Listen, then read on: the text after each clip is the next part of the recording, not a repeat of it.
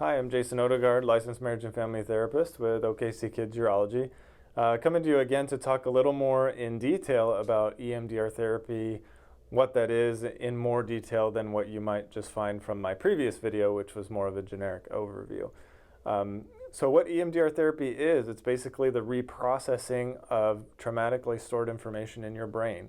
What that means is, when we experience a traumatic event, our brain will store that information in a particular way that we would say is kind of dysfunctional. In other words, when you look at typical learning and processing of information as you go throughout your day, you learn new things and you adapt your behavior to those new things, to that learning. And that would be what we call the adaptive information processing model, which is just basically more or less learning theory. When we experience a traumatic event, though, our brain says that it's too much for us to handle and it's too much information or it's too powerful information. So it won't let us process that information. So when you think of REM sleep, if you've heard of REM sleep, REM stands for rapid eye movement. This is basically your dream state of sleeping.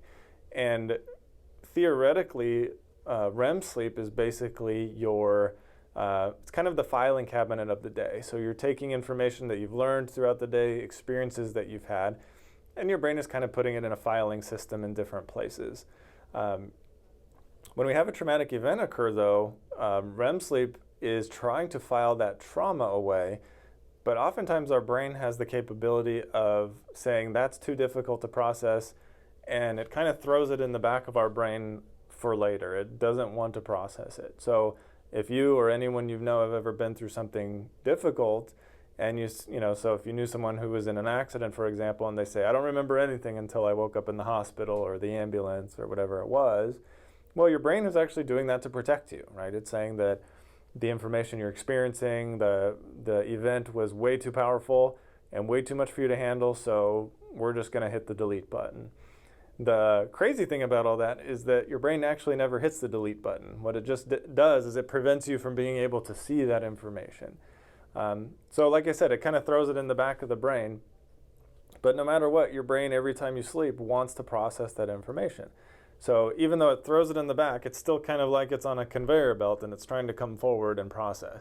So if you've ever heard about Vietnam veterans or anyone who's been in war, they often talk about recurring nightmares because the brain is saying, I want to process this, and then the other part of the brain says, no, you can't process it, and it keeps throwing it back. So EMDR therapy, which is what we're talking about today, is designed to unlock that processing so that it doesn't keep getting thrown back, but instead allows you to process it fully and completely. And so what we do, what this looks like in reality, oftentimes when I work with patients, I will have them pick a memory that they want to target, that they want to work on. And then we often look at the image. If you took a picture of the worst part of that memory, what would it be? And I have them write this down. And we usually talk about what the event was and what the experience was and what the image is. And then we pair that with a belief about themselves in the present moment, not when it happened, but now. So because traumatic events happen and we will process them and we'll resume normalcy eventually, right? That's if the brain is using that adaptive information processing model properly. Again, we can have car accidents and say, I'm kind of scared to drive right now, but in a week I might be okay, right? And that's the brain doing its job. That's the brain processing a traumatic or difficult event. When it becomes PTSD, post-traumatic stress disorder, that's usually based on the fact that the information is not getting processed properly and it's stuck.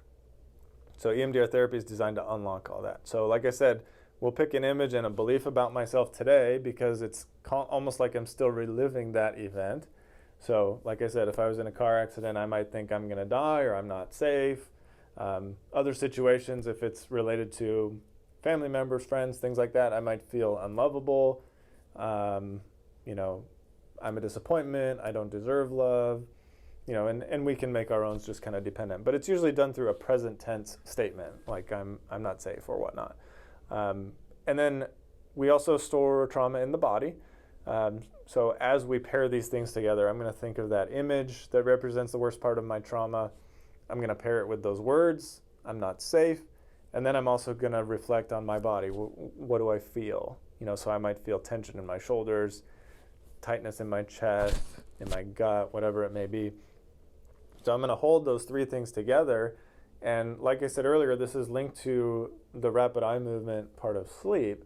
And so eye movements are an important part of EMDR, which is EM is eye movement, desensitization and reprocessing.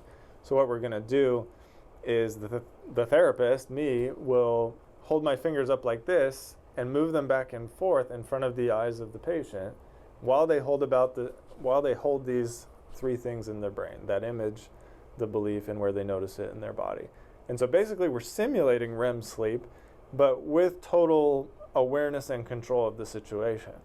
So this allows for the processing of disturbing material while in a safe environment, while in the presence of a professional that can help them process their information, but also access traumatic information that may have been stored dysfunctionally in the back of the brain.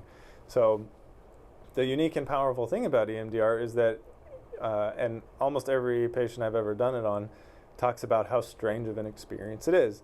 And probably just hearing about it right now, it feels a little bit weird, like something voodoo, right? But the reality is it's very scientific in that if you're thinking about a time where, say, a car accident, and you're also pairing that with the words, "I'm not safe," as we do the eye movements, your brain is going to access the material related to your accident, but it's also going to access other times when you had cognitions of not feeling safe. So for example, when I do an eye movement set, after I'm done, I'll ask the client, well, what comes up now? And they'll say, well, I see the car hitting me, or a memory related to where they started. Oftentimes, after that first set, we call them sets, which lasts about 20 or 30 seconds of eye movements, after the first set, their brain will go in different places. But after that, it's interesting to see because patients will often notice that the point is to just kind of let things process naturally. So I'm not going to have them control anything. All I want them to do is just notice the material that comes up to their consciousness, to their awareness. So they're going to start by focusing on those three things. And then after that, I tell them, just pretend you're on a train watching the scenery go by. And all you're doing is telling me what comes up for you. So they might start with this car accident incident, but then all of a sudden, they're 6 years old and they're home alone. And the idea behind this is that we've accessed a node in the memory, we've accessed a node in the brain that said, that was a time when I was 6 that I actually felt like I wasn't safe because I was home alone. Maybe it was dark, maybe there was a storm, something like that.